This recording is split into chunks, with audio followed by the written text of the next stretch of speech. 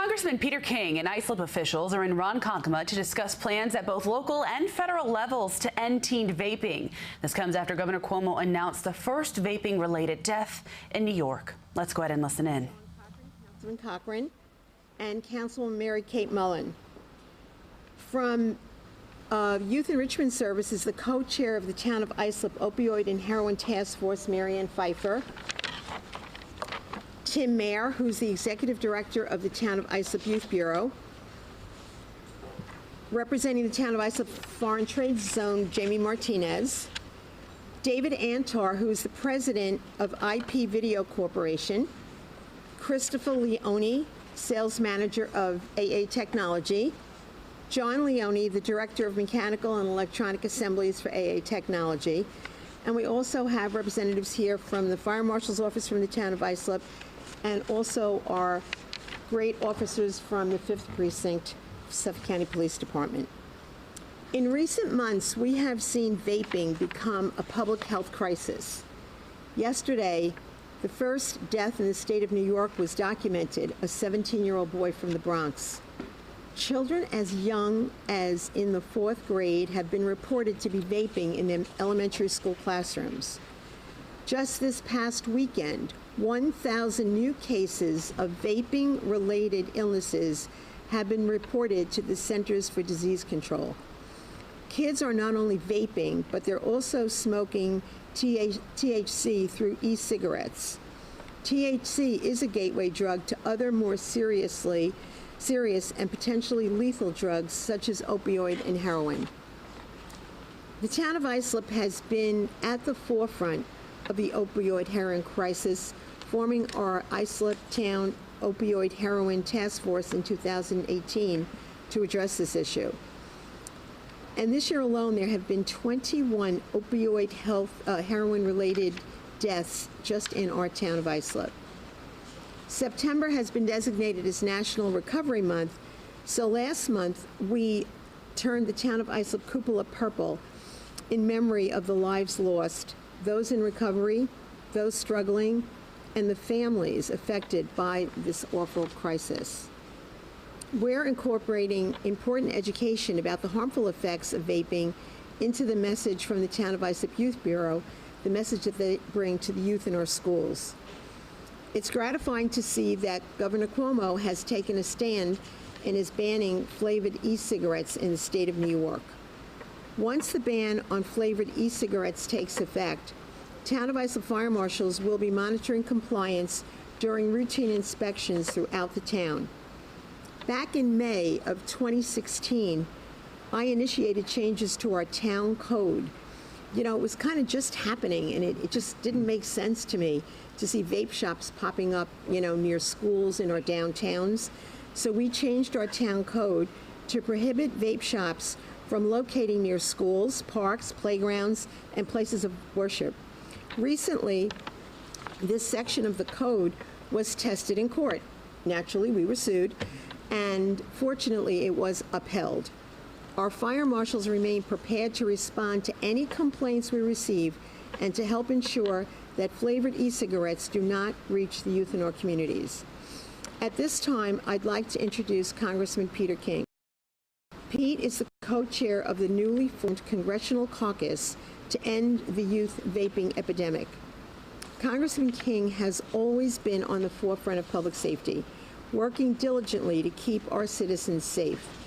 He has been a longtime colleague, working closely with us to end the scourge of gang violence in Suffolk County. So without further ado, I'd like to ask Congressman Peter King to discuss his new legislation. Pete? Thank you, Angie. Let me congratulate you and Town of Islip for the really outstanding job you're doing, for being in the forefront, because this vaping is it's an epidemic, certainly among the youth. And again, just in the last several months, when you talk to kids casually, high school students, they say, oh yeah, they vape, their friends vape. It's just considered ordinary recreation, and it's also considered cool. We have to stop this, and I really blame the companies like Juul and others, the whole enticement of young people into vaping through flavored, again, all these various type flavors they use. It's just to draw kids in, and in many ways they're using the same advertising methods that the tobacco companies used 30 and 40 years ago to entice adults into smoking. Somehow trying to convince you that smoking was healthy for you. Smoking was the way to go. Smoking made you a better athlete, made you more of a sex symbol, whatever it was. They had all these various type ads, and that's what they're doing now. Not just with the overt ads, but social media. It's out in social media, and that's where young people today, that's where they communicate, that's where they get their knowledge, that's where they learn, they believe, how to live.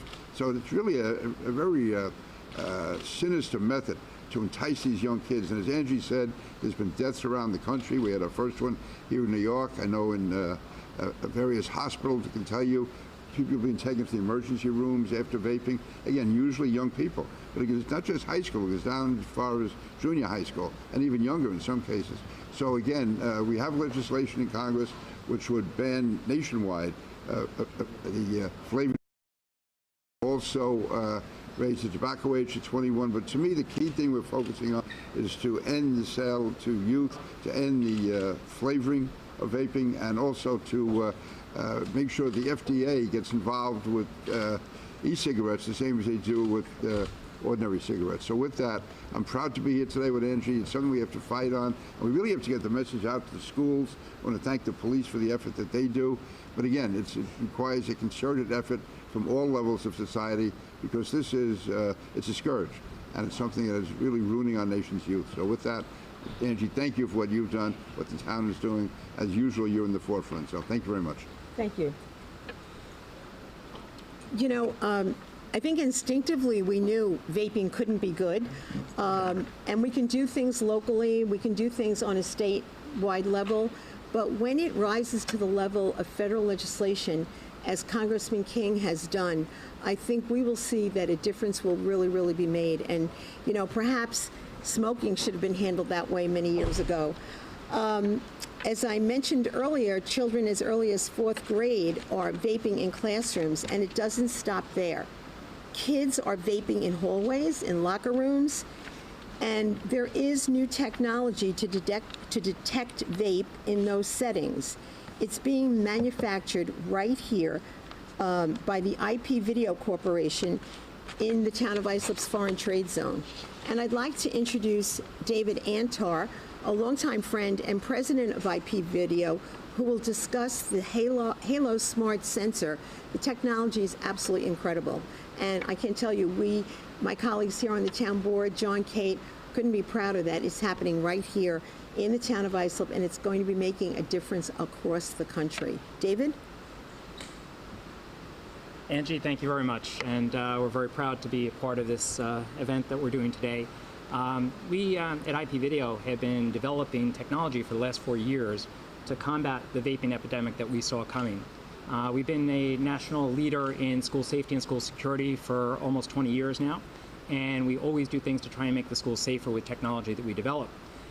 This product was developed 100% in the United States by our team, and it's manufactured right here at AA Tech, which is a large manufacturing facility that brings state-of-the-art manufacturing technology to this. The difference this has made is incredible. We have this in 46 states right now across the U.S., and the demand for it internationally is going up every day.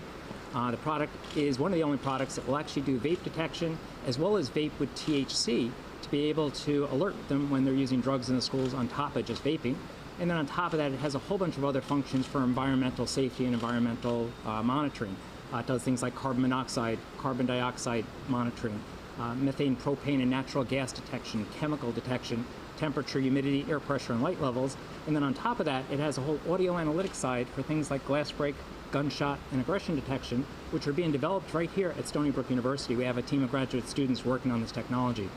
So we're proud to have this product being manufactured here on Long Island, being distributed across the world, and we believe that this is going to really change young people starting to vape by stopping it in the schools, which is where it's happening the most. So thank you very much for having us here. We're very proud to be a part of this. We're proud. I'm proud for what you've done. We're going to demonstrate, are we not? Absolutely. For you so that you can see exactly how this technology works and if there are any questions. So is the town buying a number of these for public centers, for schools? Are we announcing anything in terms of purchases or implementation? We have not gotten to that point. You know, this basically was to support the legislation that the congressman has introduced in Washington, and we just learned of the technology, and certainly we will be having those discussions going forward. I have the obvious question for Dave? Sure. Just why is this so important for the economic use in the schools? How is this going to cool? Sure. So right now, it's peer pressure for the kids to smoke and vape, and no kid wants to rat out or report somebody else for vaping in the bathroom. This now gives the kids the ability to be able to go into the bathrooms in school, feel safe, and not feel that they're going to be threatened or falsely accused for vaping when somebody else is vaping in the room. So it stops the spread of it. You're not going to stop everybody from vaping, but it does definitely make a difference in kids not adopting it as quickly. And if we make it difficult for them to do in the schools, just like smoking, it starts to dwindle away. And this is one of the only technologies that will do that, but it serves a lot of other functions in addition to the vape detection. Is this in place in any Long Island schools? It is, yes. It was actually, Can you give us sure, it was piloted originally in Bayshore schools, West Islip schools, and 3 Village schools. If you recently saw 3 Village just filed a lawsuit against Juul. They were one of the original pilot schools to test this technology and found it to work incredibly well. The difference between this and any other technologies out there is we don't get false alarms from our technology. We're able to use multiple sensors. There's 12 sensors in this device that allows us to filter out and ignore things like hairspray, body spray, and different things that might be in an area of privacy. what do they cost roughly? Roughly about $1,000 per unit, yes. So they're they strictly for school districts, or would they be used in public parks? Or? Yeah, so they're not for outdoor use at this time, although we're working on a version of that, but they do serve into hotels, into the hospitality industry, into healthcare. There's almost no vertical market that this doesn't serve. We're talking to the airlines at this point about putting this into airlines, as well as into buses. So there's a lot of other areas besides areas of privacy that this device can go into. It's not really just designed for those areas of privacy. It's designed for every room of every building in the world. But not outdoor. Not yet. Not yet. And Congressman, how do you think that this will help the fight that you're talking about? I mean, technology such as this, it's, to me, it's absolutely essential because this is so imbued in young people today, we can't count on them coming forward. You need this type of technology to detect what's going on. It's an added weapon, an added tool that, for school authorities, for youth groups to be able to monitor what's happening. So to me, it's a tremendous step forward. It's something that has to be encouraged. Congressman, your legislation does what? Is it a companion bill to what Senator Schumer was talking about? Yeah, actually, I'm a co-sponsor with Congressman Pallone and also Tom Suozzi. We have similar legislation, and it would mainly it would end the flavoring of vape e-cigarettes. You just couldn't be. It's targeting a number of things. It's going to increase the tax. It's going to increase the age. It's going to bring in the FDA to be monitoring. The main thing it's aimed at is to stop the flavoring. And that's going to make a huge difference because when they're marketing to kids, they're marketing, you know, Chewy grape or, you know, bubble gum flavoring and the things that kids will buy in candy. And so this will eliminate that, and it's got to really put a crimp in their marketing capability. You know, so we feel it's essential to have it nationwide. Otherwise, you have it being smuggled from state to state, as you do now with guns and everything else. So the idea is to have a federal national standard and to get it implemented as quickly as possible. Also, it helps to bring pressure.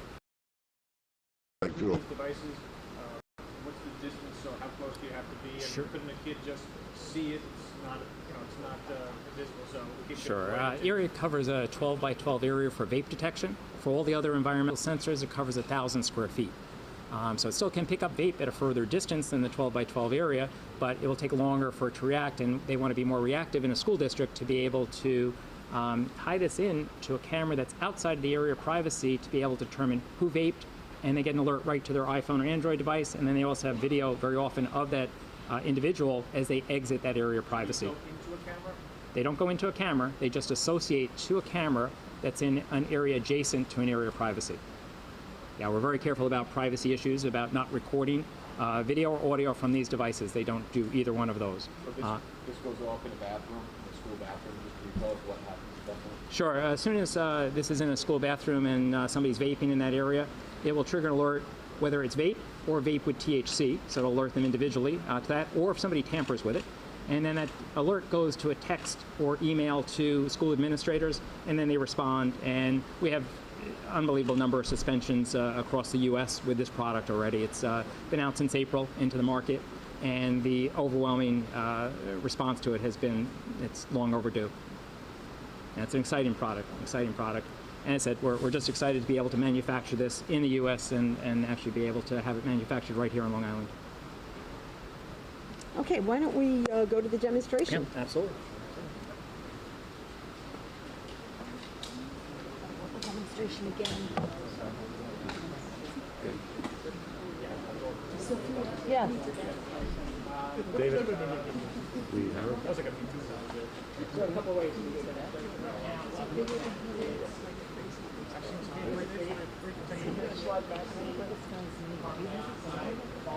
It's over here. Oh no, I did this like 5 times, but thank you. David Anter. That must be his name. It is. It is, thank you. You guys, measuring decibel levels, but over time that will be doing blast rate, gunshot, and direction.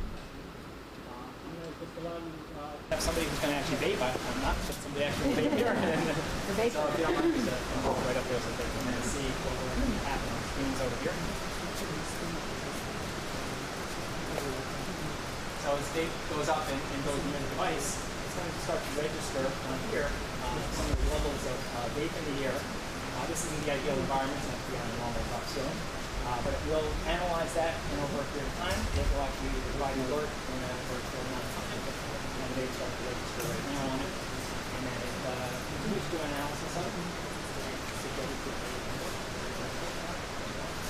And that's to analyze it.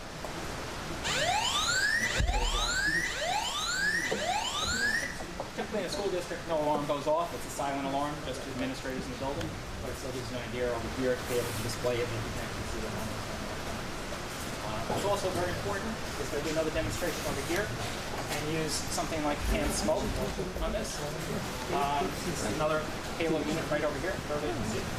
And this is canned smoke, so the difference when I spray something like this over here is it's still going to register, but it's important enough to know these are the VOCs and the carbon dioxide, but it didn't turn red or set off an alarm and knew that wasn't vape. And that's where we're analyzing and not getting false alarms. And that's the big difference with a product like this versus other products that might be on the market that claim to be vape detection.